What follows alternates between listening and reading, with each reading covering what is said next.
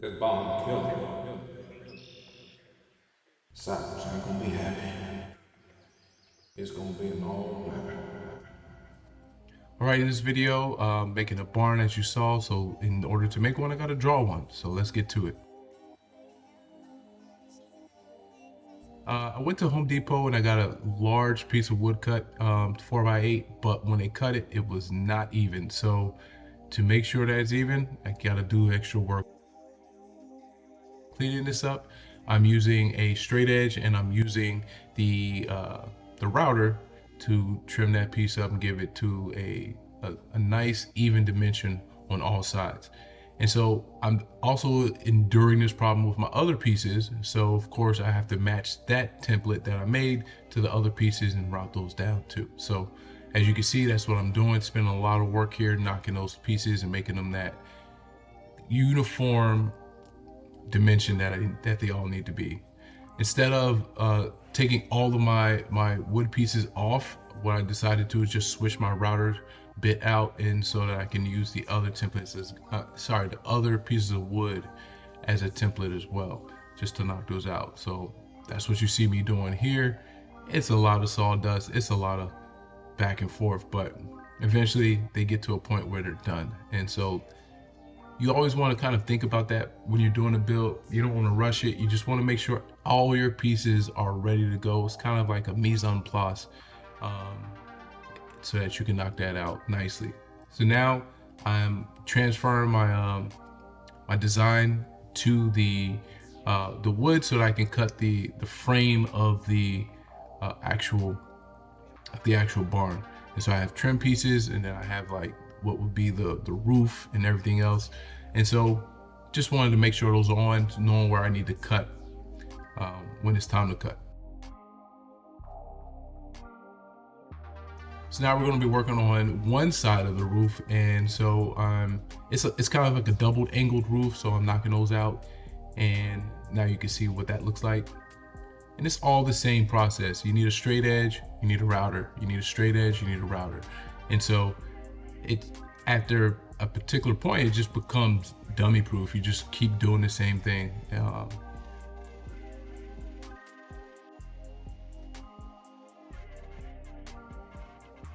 So now it's time to cut the trim pieces. All of these will be cut to like 2 inches, and this trim piece will go around the entire barn build. So it's important that they're all consistent so you don't have anything looking off. So I just cut it all up at once so I didn't have to move the table saw fence at all.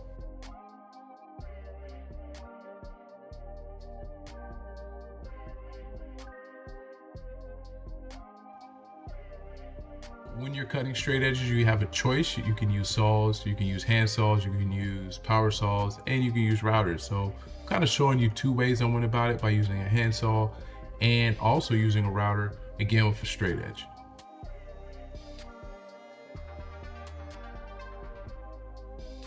Building an angle finder was one of the smartest things I did for this build, and it allowed me to be able to transfer cuts and get them pretty much dead on. So if you have an angle finder, if you need to build one, they're very simple tools that are almost invaluable. At this point, you want to do dry fits whenever you're building out any of your anything that needs to be assembled with wood, because wood will move and sometimes you could be off, so you don't want to jack anything else. So I did a dry fit. Now I'm ready for assembly using wood glue and a brad nailer.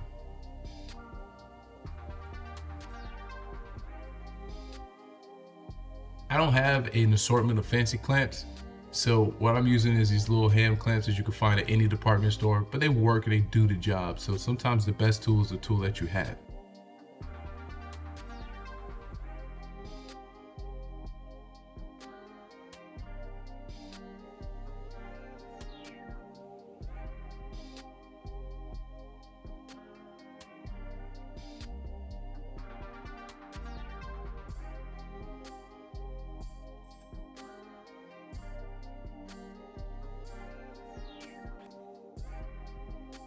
Now that all the trim pieces are on, we can take a look at it and then work on the opposite side. This is the I guess you would call it the pair of the roof that would be simply the opposite side of what I just finished. So here I am assembling that, and then I put the two pieces together when they were all assembled, and I was working on the center window facade.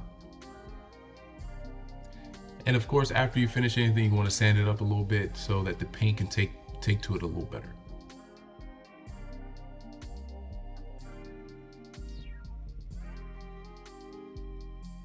Now at this point, this is where I am working on the bottom half of the barn, and it consists of having a door and an X pattern as well as a frame. So you can see that all my trim pieces are essentially all in place, but I'm working out the door X piece, and so it's just a lot of trial and error back and forth.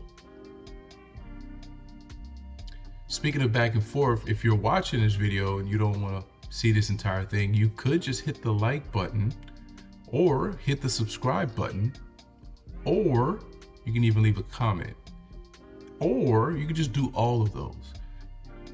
I would really appreciate it.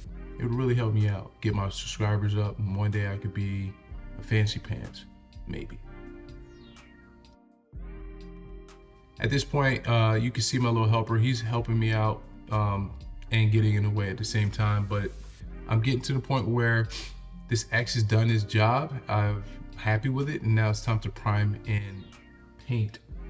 And so taping is very important for the edges, of course, because they're going to be white, and priming is important because you don't want to overpaint. And what I mean by overpaint is if you don't prime correctly, or if you don't have primer at all, you're just going to put many layers of paint on. And I made that mistake myself. I put a lot, well, now I wouldn't say a lot, I put the wrong primer to go along with this red. It should have been a gray primer, and it was a white primer, and I had to add more layers than I needed. But no matter what, here's the finished product. It came out, I think, fairly nicely. I have these hinge locks that keep them from falling backwards, and I have these frame locks that keep the frames together and consistent. And then you have the feet at the bottom that are held down by weights. This is just another look at the entire thing again.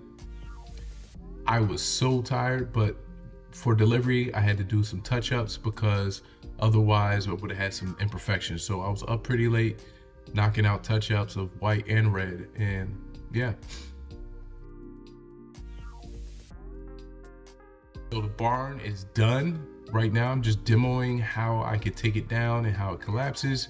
I think it's a nice design. I think it was very easy for the client to utilize, and so I'm very proud of this build.